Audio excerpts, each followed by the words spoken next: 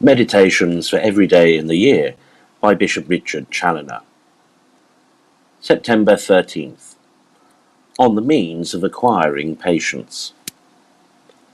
Consider first that patience, like all other good things, is not to be acquired by desiring, by seeking, by praying for it, but by desiring it earnestly, by seeking it diligently, by praying for it fervently.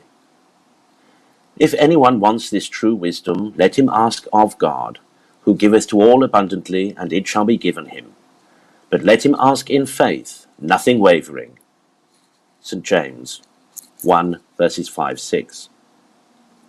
But how shall we heartily desire, seek or pray for that which we have little or no esteem for? Wherefore, the first step towards acquiring patience is to study to know its true value, and the greatest treasures it brings along with it to the soul, which is so happy as to find it. Now this knowledge must come by consideration and meditation on the manifold fruit it produces, both for this world and the next.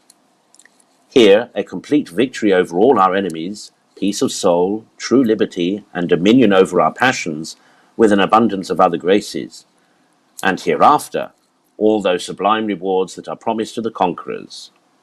Apocalypse 2 and 3. Quote, "To him that overcometh, I will give to eat of the tree of life that is in the paradise of my God." Apocalypse 2:7.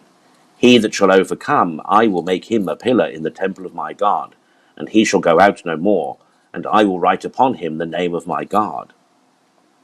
And Apocalypse 3:12. "And to him that shall overcome, I will give to sit with me in my throne."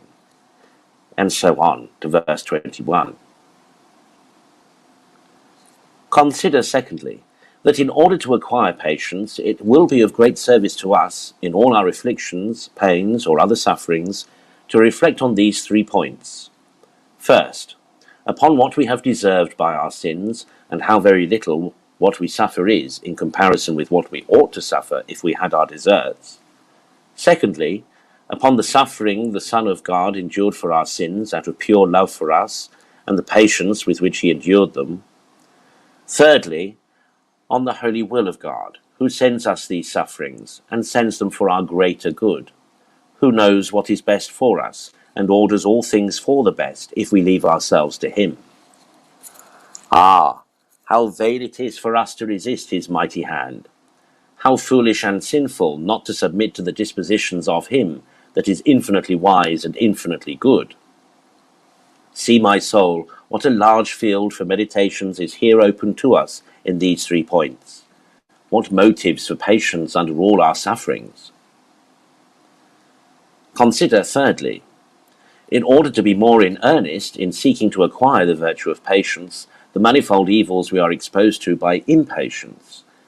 In a long train of sins against God, against our neighbours, and against ourselves, which proceed from this unhappy source, murmurings and rebellions against God, uncharitable censures and rash judgments, perpetual animosities, quarrels, and desires or revenge against our neighbours, desires of our own death through infinitely unfit for it, continual uneasiness with ourselves, desponding thoughts, and a strange sluggishness as to taking any pains for the salvation of the soul. Such are usually the wretched fruits of impatience. And what can be worse? Faith is lulled asleep. It is quite dead.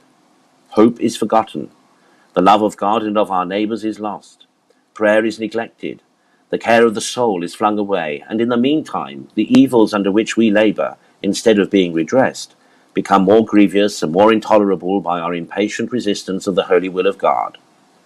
We lose the benefit of our sufferings, and we forfeit all the comforts which God usually affords to patient sufferers.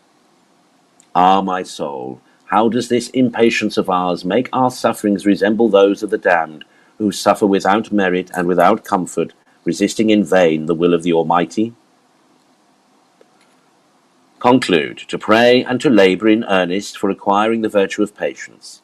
It will make all thy sufferings light and easy, and entitle them to an eternal reward. Whenever thou art visited with any cross, of what kind soever, always consider it as coming from the hand of God.